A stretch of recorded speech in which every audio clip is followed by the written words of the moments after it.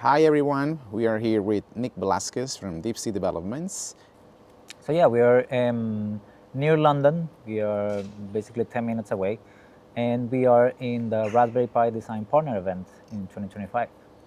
All right, tell us about Raspberry Pi. I believe it's used only for education and makers, or what else can you tell us about these great products? Yeah, so that was the origin of Raspberry Pi. It started as a way to engage more people into getting into computer science, but then it transformed into this movement, this transformation in terms of how people make their products, prototypes, and it got into the industrial space.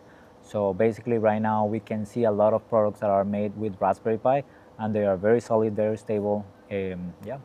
Would you say that we can use Raspberry Pi for finished products, not only for prototyping or for education? Yes, yes, and that's been true for a long time. And basically, what they did was we have the normal Raspberry Pi that we know and love, but then they start launching a parallel version that is the compute module. This compute module allows to have specific ports, specific things that you can, as a owner of your product, think and develop. So it gives you more flexibility into where the ports are. The Raspberry Pi it's not flexible in that term to integrate into a product. It's very good for prototyping. You can add hats on it. But then if you want to make something that is smaller, that has, you don't want to have HDMI ports or that many USB ports, but something very specific, then you can use the compute modules in order to have your custom product. Yeah. Okay, so we can see these kind of products in the industry. Yes.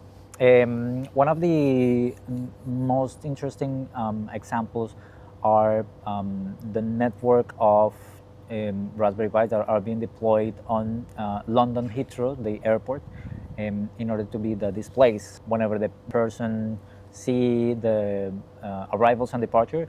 And in order to be in that space, they have to go to a process to make sure that it's going to work 24/7 every day on the year.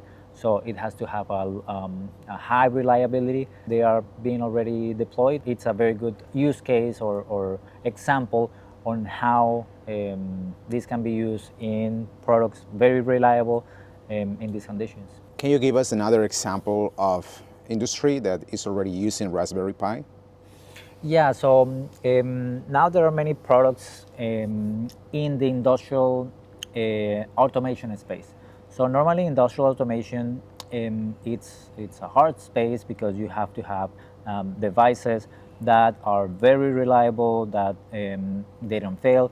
Not only because if they fail, they will put in danger the economics of the company, but it could cause damage, physical and human damage of people working on plants.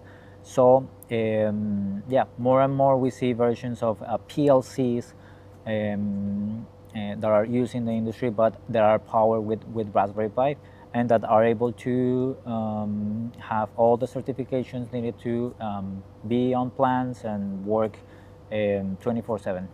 From this event, are you seeing interesting new products or applications for the future? Yeah, so one of the things that are more interesting is the Raspberry Pi Connect platform. So regularly we know Raspberry Pi for their single computer boards.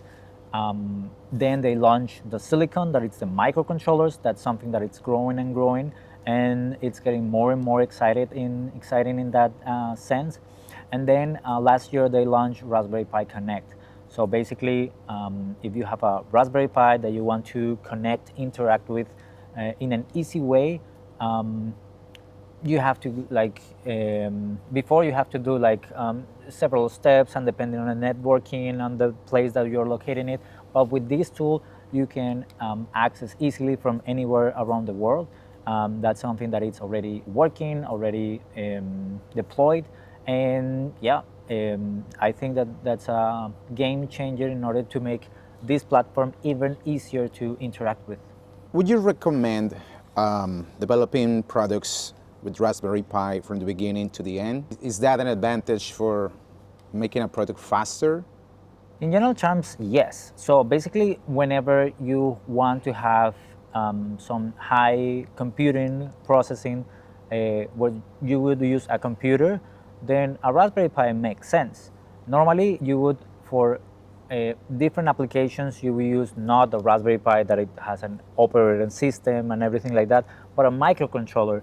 But the good thing is that now Raspberry Pi has a line of microcontrollers that are getting more and more mature, and the current versions are able to be in stable products. And so yes, right now you can do a wide variety of products using Raspberry Pi, either the microcontrollers, the silicon, or the boards that we know and love.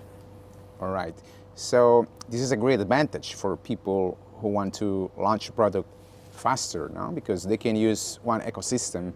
And the good thing about that is that it's not only that they can develop their specific application faster, but it is an ecosystem. So it is the hardware itself, the software that it's on it, the community behind it, that it's made of people that are using Raspberry Pi for hobby, for as an interest, but also for building products. And it has allowed to have multiple hats. Like the magic sauce there when you want to have a product, it's other hardware that you can interact with. So with different hats, then you can add different capabilities of the boards, and there are many, many companies that are building hats for different applications, audio, signal processing.